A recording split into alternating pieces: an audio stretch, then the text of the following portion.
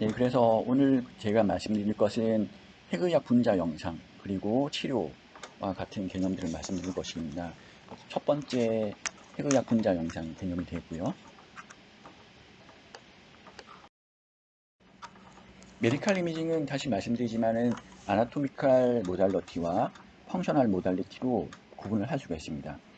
아나토미는 해부학적 영상을 보는 건데 엑스레이, CT, MR과 같은 영상이 있고, 펑션 기능적 영상인데 생리학적, 기능적, 그리고 생화학적 특성을 반영하는 영상이 되겠습니다. 그래서 대표적인 게 핵의학 영상인데 스펙트, 펫과 같은 영상이 있습니다. 그래서 먼저는 제가 이후 슬라이드에서 아나토미칼 모달러티에 대해서 간단하게 예시를 보여드리도록 하겠습니다.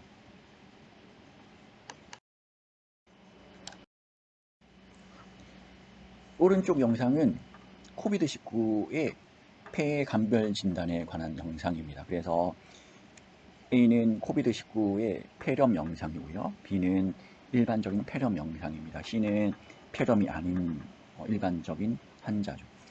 일반인이고요. 그래서 여러분들이 코비드19가 폐렴을 유발한다는 거 많이 들으셨죠? 근데 일반 폐렴과 코비드19에 유발되는 폐렴이 어떻게 다른가라는 것을 인공지능으로 관찰했던 내용이 되겠습니다. 그래서 그 인공지능은 이세돌과 바둑을 대결을 해가지고 이기고 뭐 이런 내용 이슈가 되었는데, 사실 인공지능이 가장 활발하게 사용되는 분야 중에 하나가 의료 분야가 되겠습니다. 그 중에 이런 이미징을 판독하는데, 판독이라고 하면 뭐냐면은 질환을 구분한다는 거예요. 그러니까 코비드19로 유발된 폐렴과 일반 폐렴이 차이가 있다는 것을 인공지능으로 구분해서 진단을 한다는 거죠. 그래서 인공지능을 유튜브 보면은 그 어떻게 하는지 많이 나와 있습니다. 그래서 그 여러분들도 인공지능을 이렇게 시간 날 때마다 공부를 해보시고 실제 프로그래밍도 해보시고 그렇게 하시면 도움이 많이 될 거고요.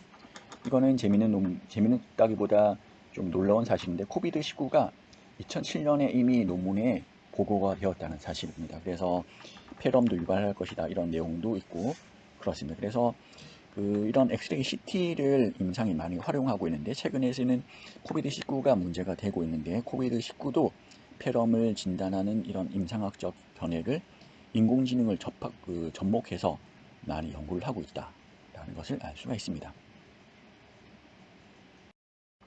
네, 이제 아나토미 이미지 간단하게 예시를 보여드렸는데 펑셔널 이미징을 하겠습니다. 펑셔널 이미징은 다시 말씀드리면은 펫, 스펙트와 같은 것들이 있죠.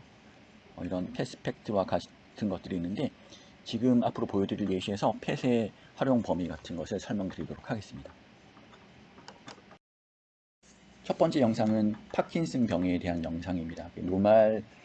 이거는 렛 영상이고요. 렛을 FPCIT라는 그 방사성 동요원소 의약품으로 영상을 한 거가 되겠습니다. 그래서 여러분들이 차이를 보시면 아시는 게, 여기 그 핫하게 표시되어 있는 게 뇌에서 스트리아툼이란 영역이 되겠습니다. 그래서 스트리아툼이란 영역인데, 파킨슨 모델 같은 경우는 왼쪽의 스트리아툼은 밝게 빛나는데, 밝게 빛난다는 말은 방사성 동위원소의 이 영역에서 섭취가 정상적인데 오른쪽은 많이 감소해 있죠. 그래서 스트라툼의 도파민의 트랜스포터의 이런 릴리즈, 그 분비되는 것이 오른쪽에서 많이 감소해 있다. 이런 것은 전형적인 파킨슨 병의 증상입니다. 그래서 그런 임상학적인 증상을 펫으로 감별 진단을 할 수 있다라는 것이 개념이 되겠습니다. 이 영상은 튜머 프리팅 필드 전기장 치료인데요.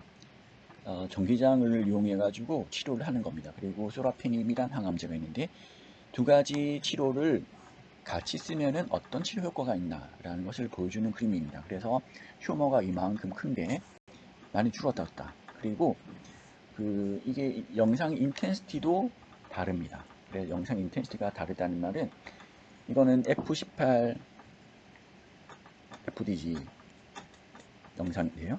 FDG 포도당 대사를 보는 것입니다. 포도당 대사의 영상인데, 포도당의 F18이란 방사성 동요소를 붙인 겁니다. 표시한 건데, 그러면은 일반적으로 포도당을 많이 소모하는 영역은 종양, 일반적인 정상적인 조직도 많이 포도당을 소비하는데 종양이 포도당을 많이 소비합니다. 근데 여기 보시면 종양의 크기가 줄어들 뿐만 아니라 이런 영상의 인텐시티, 세기가 감소해있는 것을 볼 수가 있습니다. 그 말은 무슨 말이냐면 콤비네이션 했을 때, 그러니까 그 튜머 트리팅 필드 전기장과 소라피닙이란 항암제를 같이 투여했을 때 튜머 치료가 잘 된다는 거죠. 이런 그 패턴을 관찰할 수 있다는 그림이 되겠습니다.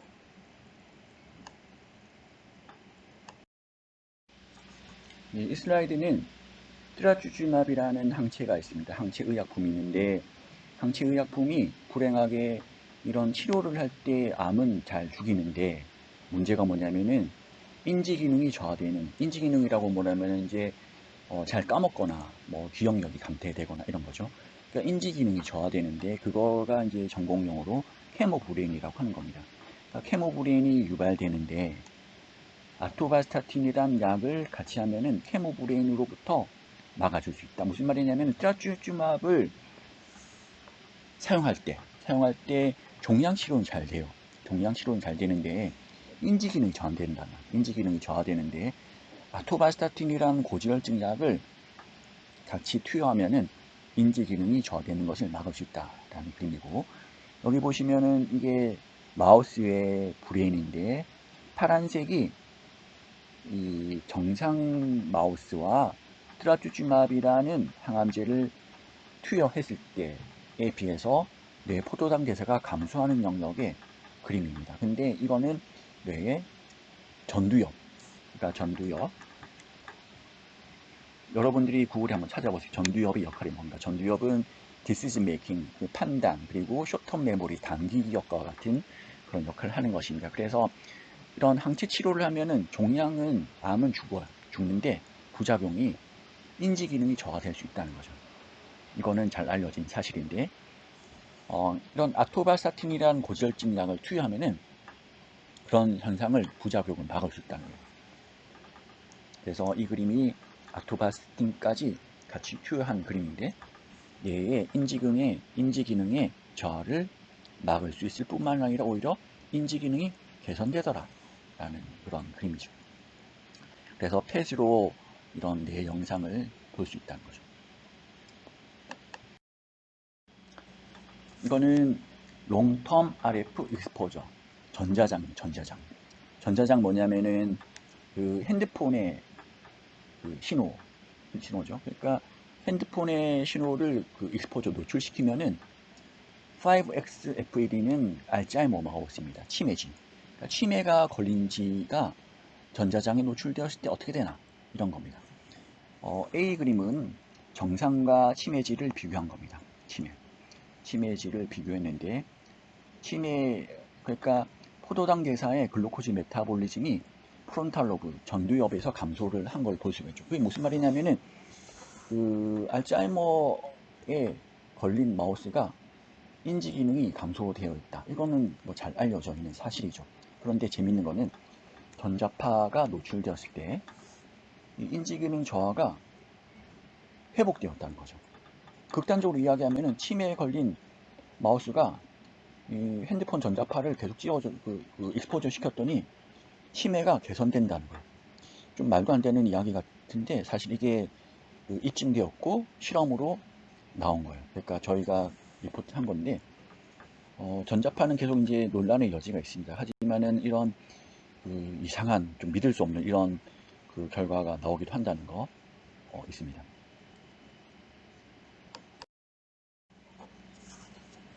이 챕터는 제목이 안티바디 펫 이미징이죠. 안티바디는 여러분들이 고등학교 때 항원 항체 다 배우셨죠? 안티바디는 항원 항체죠. 항체인데 항원의 결합에서 어떤 양리작용을 하는 거죠. 그런데 이런 안티바디에 치료용 안티바디가 있는데 이것은 종양에 특이하게 나타나 있는 항원만 표적해서 결합해서 치료를 하는 이런 안티바디가 있습니다. 이런 안티바디에 방사성 동요소를 붙이는 거죠. 그러면은 이 안티바디에 영상이 가능하다는 겁니다. 이거는 트라투즈마브라는 항체를 표지를 했는데, 트라투즈마브는 유방암 치료에 많이 쓰는 항체입니다. 그런데 이 트라투즈마브라는 항체에 커퍼 60자라는 방사성 동위원소를 붙여서 폐 영상을 했다는 거죠. 그러면은 이거는 그 종양에 특이적으로 허투라는 그 유방암에서 많이 나타나는 항원이 있는데, 이 유방암에서 많이 나타나는 허투란 항원에 트라투즈마브이 바인딩 할 것인데, 결합을 할 것인데, 허투에 결합을 할 것인데, 이때 커퍼 60자를 표지하면은 이 트라투즈마브라는 그 약물에 어떻게 결합하고 뭐 이런 것을 볼 수 있다는 거죠. 그래서 기본적으로 펫은 이런 항체를 포함한 약물의 패턴, 양상을 볼 수 있다는 이런 장점이 있습니다. 그래서 이 슬라이드에서 보시듯이 항체의 영상을 관찰할 수 있다라는 내용이 되겠습니다. 네, 파트 2로 종양 표적 치료를 이야기하겠습니다. 종양 표적 치료는 결국은 문제가 되는 것은 전이암을 어떻게 표적 치료할 것인가 라는 문제가 있는데요.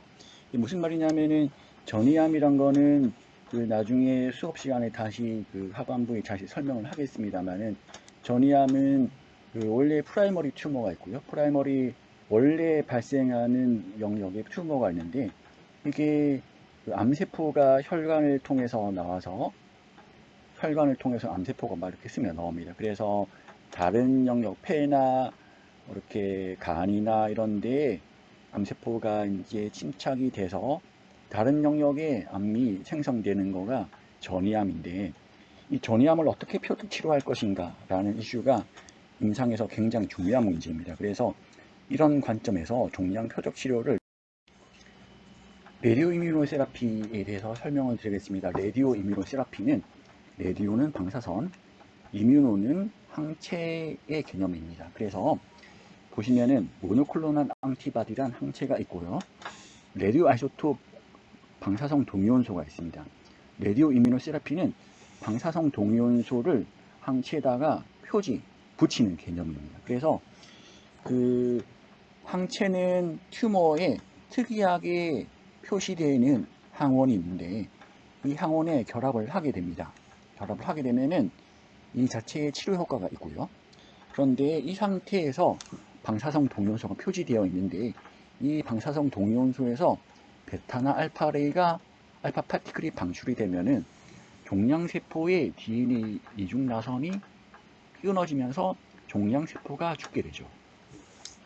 그러면은 이게 결국은 타겟 세라피인데, 왜 그러냐면은 항체는 종양의 항원에 결합을 하고, 그리고 그때 방사성으로 방출되는 베타나 알파가 종양의 세포의 DNA 이중 나선을 파괴하는 개념의 표적 치료입니다.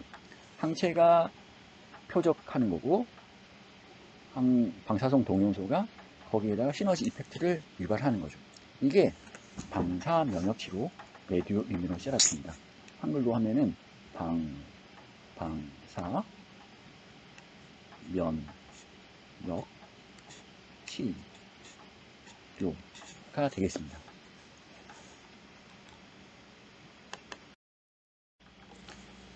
이 슬라이드에서 보시면은 두 가지 알파와 베타의 차이를 볼 수가 있습니다. 보시면은 베타는 레인지가 800에서 5000 마이크로미터, LET는 단위 마이크로미터당 전달되는 에너지가 0.8kJ/V이고, 알파 파티클은 레인지가 40에서 90 마이크로미터, LET가 단위 길이당 전달되는 에너지가 100 kV/마이크로미터입니다. 차이점이 뭔가요? 보시면은 알파 파티클은 처음에 뭐죠? 프로톤과 뉴트론이 있는데, 프로톤이 과잉 핵종에서 알파 파티클이 방출된다고 했는데 알파가 방출됩니다. 그럼 이 범위가 대략 50 마이크론이란 거죠. 그리고 베타는 핵종에서 방출되는 범위가 대략 5000 마이크론이란 거죠. 마이크로미터. 그러면은 생각해 볼 수 있는 게, 베타는 넓은 범위에서 치료가 가능한데 대신에 그 에너지가 작겠구나 라는 것을 생각할 수 있고, 알파는 좁은 범위에서 치료가 가능한데 그 에너지가 아주 세구나 라는 것을 생각할 수가 있습니다. 대략 보면 에너지가 100배 차이가 나죠. 100배 차이가 나고 범위는 5100, 150배 정도 차이가 납니다. 생각해 보면은 베타는 대충 때려도 됩니다. 근데 알파는 대충 때리면은 안 되는 거예요. 무슨 말이냐면 종양이 이렇게 있는데 거리가 예를 들어 얘는 100 마이크론이라고 해요. 그러면은 거리가 알파가 미칠 수 있는 범위가 50 마이크론이니까 알파가 충분히 도달하지 못해서 실제 세라피 이펙트가 없는 거죠. 그런데 베타는 대충 때려도 종양이 이 정도 있는데 5000 마이크로미터 범위 안에 있는 종양은 다 죽는 거예요. 근데 대신에 에너지가 작은 거죠. 그러니까 문제는 알파는 표적이 타겟팅이 정확해야 된다, 이런 문제가 있고, 베타는 대충 때려도 되는데 문제는 이거예요. 종양세포뿐만 아니라 정상 조직에도 유해가 가해질 수 있다는 거죠, 베타는.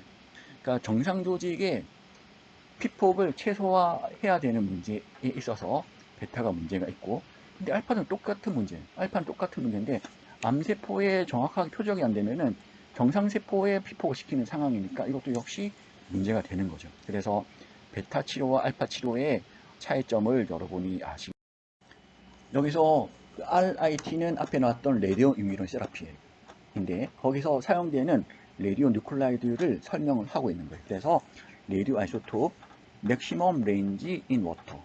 인 워터라고 하면 우리 생체가 몸이 대부분 70%가 물이죠. 그래서 인 워터의 맥시멈 레인지를 이야기하고 있고, 이 맥시멈 레인지라고 하는 것은 왜냐하면 베타는 스펙트럼 형태를 띠고 있죠. 스펙트럼 형태를 띠고 있기 때문에 이 맥시멈 에너지를 이야기하고 있고, 하프라이프는 반감기인데 무슨 말이냐면 커퍼 67이 반감기가 62시간이에요. 그러면은 애초에 100이라는 레디오 아이소톱이 있는데 그 세기가 있는 레디오 아이소톱이 있는데 62시간이 지나면 얘가 50으로 줄어든다. 그게 반감기의 개념이고, 그리고 맥스 에너지도 똑같죠. 그래서 최대 에너지가 575입니다. 그래서 그 베타는 커퍼 67, 이티륨 90, 아요딘 131, 루테슘 177과 같은 것들이 있고, 이건 실제 임상의 치료에 사용되고 있는 핵종들입니다. 그리고 알파 이미터를 보시면은 대개 보시면 아토믹 매스 넘버가 크죠. 그죠? 211, 213, 225, 223입니다. 설명드렸듯이 얘네들은 프로톤 넘버가 대략 80 이상인 애들이 알파를 방출한다고 했습니다. 그래서 아토믹 매스 넘버가 크고, 두 번째 살펴볼 수 있는 거는 맥스 레인지 인 워터가 50 마이크론 미만이다. 그리고 에너지가 대략 5매브 정도 된다. 얘는 586회브인데 하지만 얘의 그 붕괴될 때 딸액종이 폴로늄이 방출되는데 그 폴로늄의 에너지가 그 알파 에너지 이런 5매브 정도 됩니다. 그래서 정리하면 RIT에 사용되는 방사성 동위원소가 베타와 알파로 구분할 수 있다. 그 베타의 레인지가 크다. 알파 레인지는 50 마이크론 미만이다. 에너지는 알파가 5매브 정도 된다 라는 것을 생각할 수가 있습니다.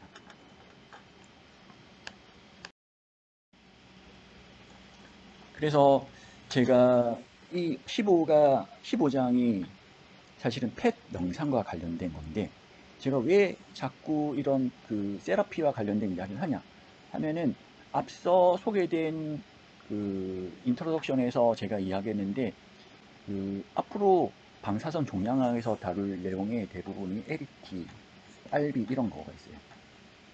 LET, RB 같은 게 있는데 이런 것은 다 치료에 관련된 개념이에요. 그래서 치료를 나중에 생각을 해야 되기 때문에 지금부터 계속 이미징뿐만 아니라 치료를 개념을 말씀드리는 것입니다. 그래서 이건 다른 교과서에서 소개된 내용인데, 의료에서 사용되는 방사성 동위원소의 붕괴 특성을 이야기하고 있어요. 그래서 보시면은 그 감마레이가 있고 베타 마이너스가 있어요. 그리고 베타 플러스가 있고 감마 플러스 마이너스가 있어요. 감마 플러스 마이너스는 뭐냐면은 애닐레이션 감마인데 그 베타 플러스가 베타 마이너스와 만나서 180도 방향으로 감마가 방출되는데 이거를 영상을 하는 게 펫이라고 그랬죠. 그것을 이야기하는 거고, C는 컨버전 일렉트론, OJ는 오제 전자, K는 특성 X선, 캐릭터리스틱 X레이를 설명하고 있어요. 그래서 이 표를 보시면은 대략 의료에서 사용하고 있는 방사성 동위원소의 특징을 알 수가 있습니다. 카본 11, C11의 예를 들겠습니다. 보시면은 프로톤이 6이죠. 프로톤이 5로 감소가 했습니다. 그래서 프로톤이 과잉인 핵종은 뭐를 방출한다고 그랬어요? 베타 플러스를 방출한다고 그랬어요. 그래서 프로톤 과잉인 카본 11이 스테이블한 상황으로 갈 때 베타 플러스를 방출한다. 그리고 반감기는 20분이다 라는 것을 알 수가 있습니다. 그래서 표를 보시면은 베타 플러스 방출되고요, 애닐레이션 감마가 방출됩니다. 왜냐하면은 베타 플러스가 베타 마이너스와 만나면은 애닐레이션 감마, 그 180도 방향으로 방출되는 감마가 나간다고 했죠. 그리고 특성 X선이 방출됩니다.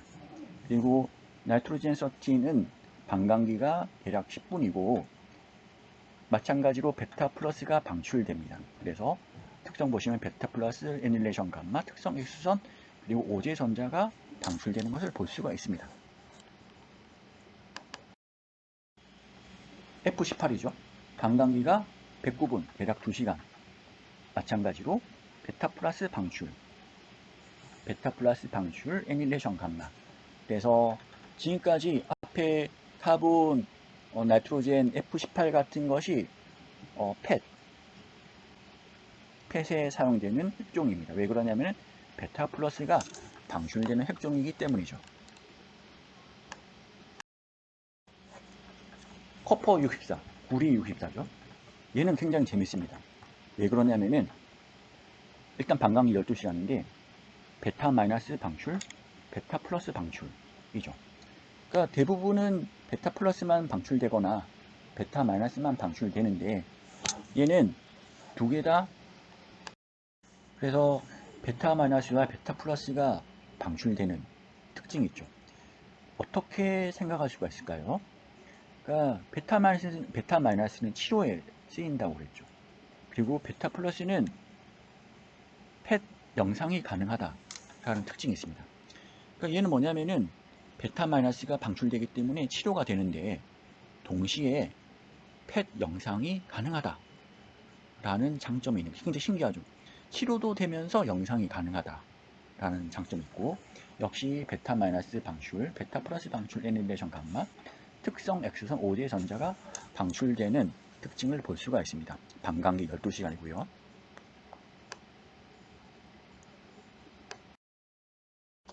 얘는 이티륨 90인데 지금까지와 좀 다르죠. 지금까지는 베타 플러스 방출, 베타 마이너스, 베타 플러스 방출이 있는데 얘는 베타 마이너스만 방출이에요. 그러면은 얘는 어떻게 쓰일 수 있을까요? 생각해 보면 베타 마이너스 방출이기 때문에 이티륨 90은 치료에 사용 가능하겠구나 라는 것을 이 도식을 보고 예측을 할 수가 있을 것이고, 그리고 특성 X선 방출, 이렇게 특징을 볼 수가 있습니다. 그래서 예측과 같이 이티륨 90은 치료에 가능하다라는 것을 생각해 볼 수가 있습니다. 지르코늄 89가 되겠고요. 반감기는 78시간, 대략 3일이 되겠습니다. 3일이 되는데 특징은 베타 플러스 방출이죠. 펫에 사용이 가능합니다. 그리고 특징적인 것은 그 이외의 감마가 방출이 되고 있습니다. 방출이 되고 있고 베타 플러스 방출, 애닐레이션 감마, 컨버전 일렉트론, 또 감마가 많이 나옵니다. 많이 나오는데 에너지가 다른 감마가 많이 나오죠. 특성 X선 오제 전자가 나옵니다. 그래서 이 지르코늄 89는 펫에서 이미징이 가능한데 단점은 다른 에너지를 갖는 감마가 방출이 되더라. 그래서 영상 측면에서 보면은 사실은 얘는 노이즈에 해당돼요. 잡음, 노이즈 팩터가 되고요.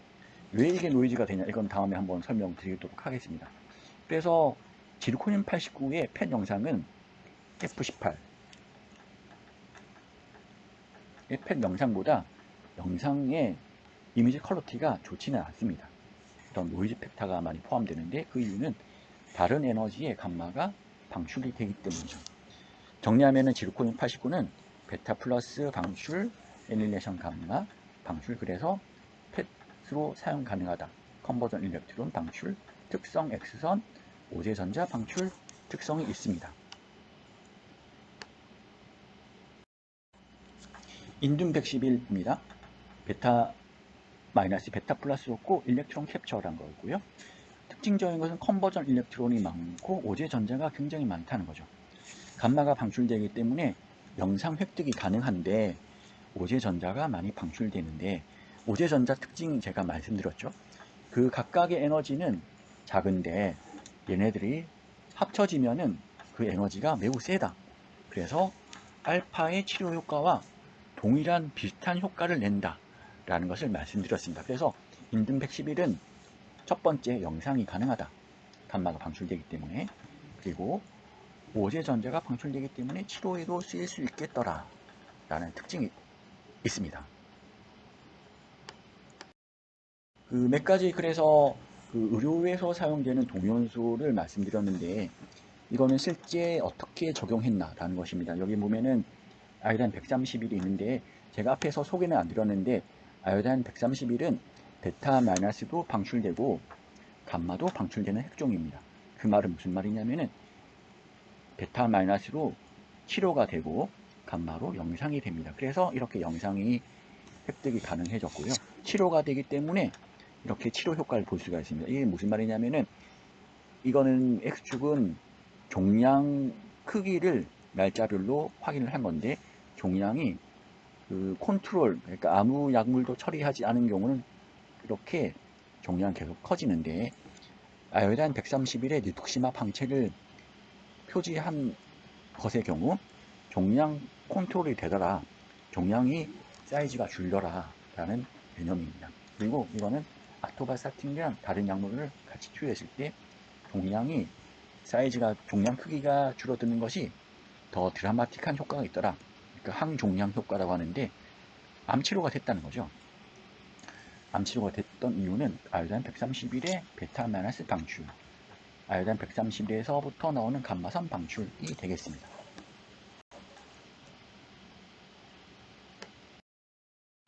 네, 이 슬라이드는 수업 범위는 아닙니다. 하지만은 중요한 개념이라서 제가 잠깐 언급을 하겠고요.